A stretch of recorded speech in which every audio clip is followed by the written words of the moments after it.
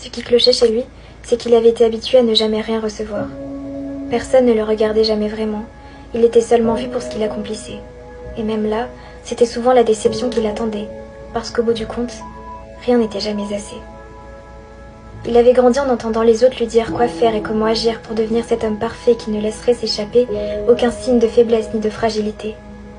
Car dans un monde chaotique où la mort guette depuis son trône de larmes et de souffrances, c'était à lui qu'on avait attribué le rôle de bouclier, celui qui supporte tous les coups pour protéger. Mais lorsque son bois n'était plus assez solide, personne ne se souciait de son existence, personne ne prenait le temps de le réparer, il demeurait là dans un piteux état, noyant sa peine dans le silence parce qu'un homme qui se plaint est un bouclier pour n'a rien. Mais à force, il était devenu las et fatigué, avec le sentiment pesant qu'il n'y arriverait jamais.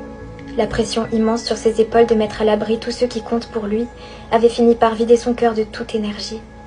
L'enfant débordant de vie et d'envie n'était plus qu'un homme froid, incapable d'aimer et de se laisser aimer, résolu à mener une vie de solitude où tous ceux qui croiseront son chemin se verront déçus de ne trouver en lui qu'un bouclier cassé, ayant seulement besoin d'être réconforté.